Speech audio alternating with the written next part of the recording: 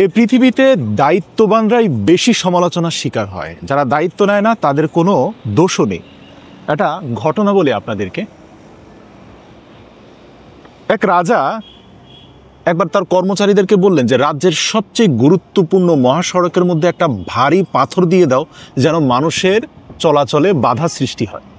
তো কর্মচারীরা তাই করলো। রাজা ছদ্মবেশে একটা ঝোপের আড়ালে লুকিয়ে তিনি দেখতে থাকলেন যে মানুষজন রাস্তা চলাচলের সময় কি করে। তো প্রথমে আসলেন সম্ভ্রান্ত শ্রেণীর রাজ্যের কিছু গুরুত্বপূর্ণ ব্যক্তিবর্গ। তাদের ঘোড়ার গাড়ি আটকে গেল সেই পাথরের সামনে এসে। এরপর তারা বলতে থাকলো যে রাজার কি কোনো হুঁশ জ্ঞান নেই? তিনি কি আর এখন আর রাজ্যের দায়িত্ব নিয়ে সচেতন নন? এত বড় একটা পাথর রাজ্যের মধ্যে পড়ে আছে, অথচ কোনো কর্মচারী সে পাথর সরাচ্ছে না। এইভাবে তো দেশের ব্যবসা বাণিজ্য সব নষ্ট হয়ে যাবে। এরপরে দেখলেন যে রাজ্যের গুরুত্বপূর্ণ কর্মচারীরা আসলো, যারা আসলে রাজ্যেরই অংশ। তারা দেখে কিছুক্ষণ একজন আরেকজনের দিকে তাকিয়ে থাকলো।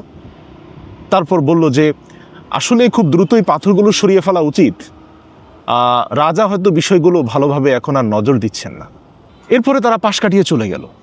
রাজা দেখলেন যে সবার মধ্যে অভিযোগ আছে, কিন্তু কারও মধ্যে দায়িত্ব নেওয়ার কোনো প্রবণতা নেই।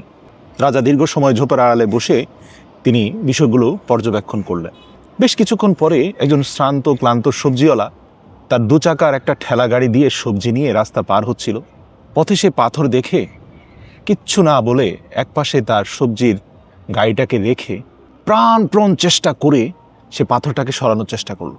কিন্তু পাথরটা এত ভারী যে তার সর্বোচ্চ শক্তি বিনিয়োগ করার পরেও সেটা নড়ছে না।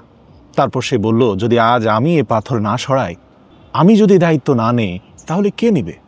এরপর সে আল্লাহর নাম নিয়ে সর্বোচ্চ শক্তি বিনিয়োগ করে চিৎকার চেঁচামেচি করে বল প্রয়োগ করতে থাকলো এবং এক পর্যায়ে পাথরটা গর্জন করে রাস্তার একপাশে সরে গেল। ছদ্মবেশী রাজা ঝোপের আড়াল থেকে বের হয়ে আসলেন। এসে সে সবজি বিক্রেতাকে বললেন, তুমি আসলে ঠিক কী কারণে রাস্তা থেকে এই পাথরটা সরালে? সবজি বিক্রেতা বলল যে দেখুন ভাই, আমি আসলে সবসময় দায়িত্ব নিতে পছন্দ করি, আর আমি এই পাথর না সরালে অসংখ্য মানুষ রাস্তা চলাচলে কষ্ট হবে। আর আমি ছোটবেলা থেকে দায়িত্ব নিই, আর দায়িত্ব নিয়েছি বলেই আজ আমাকে বাড়তি শ্রম দিতে হচ্ছে। আমার বাবা মায়ের ভরণ পোষণ এবং পুরো পরিবারকে আমাকেই দেখতে হয়। তখন রাজা জিজ্ঞেস করলেন, কেন? তোমার পরিবারে কি আর কোনো ভাই নেই? সবজি বিক্রেতা বললেন, হ্যাঁ আছে। তারা তাদের পরিবার নিয়ে শান্তিতে জীবনযাপন করছে। তারা কেউ বাবা মায়ের দায় দায়িত্ব নিতে চায় না, কিন্তু আমি বাবা মায়ের দায় দায়িত্ব নিচ্ছি বলে আমাকে বাড়তি পরিশ্রম এবং উপার্জন করতে হয় তাদের চিকিৎসা এবং ভরণ পোষণের জন্য। তখন রাজা আর কিছুই বললেন না, শুধু এতটুকুই বললেন যে তুমি যেখান থেকে পাথর সরিয়েছো সেখানে একটি থলে দেখতে পাচ্ছি। এ বলে ছদ্মবেশী রাজা তার ঘোড়ায় উঠে সেখান থেকে চলে গেলেন। সবজি বিক্রেতা যে স্থান থেকে পাথর সরালেন সেখানে থাকা থলেটা কুড়িয়ে নিলেন, সেটা খুললেন। খুলে তিনি দেখতে পেলেন তার ভিতরে 1000 স্বর্ণমুদ্রা রয়েছে এবং একটা ছোট্ট চিরকুটে লেখা আছে, তোমার মতো দায়িত্ববানদেরই এই রাজ্যে প্রয়োজন। মনে রেখো, আমি একজন সাধারণ রাজা।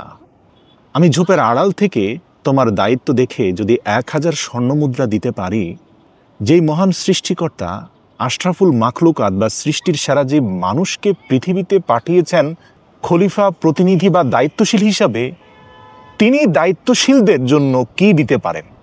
তাই আজ থেকে আমি আপনাদের প্রতি অনুরোধ করছি, আমার মেসেজটা একদম ক্লিয়ার। দায়িত্ব নিন, সমালোচনার শিকার হন, বাধার শিকার হন, বাধা মোকাবেলা করুন। এর মধ্যেই আল্লাহর রহমত আছে। দায়িত্বশীলদের জন্যই পৃথিবীটা, কারণ আল্লাহ মানুষকে দায়িত্বশীল করেই পাঠিয়েছেন। যদি আপনি একজন দায়িত্বশীল হয়ে থাকেন আপনার পরিবারের, তাহলে কমেন্টে লিখুন, আমি দায়িত্বশীল। ধন্যবাদ।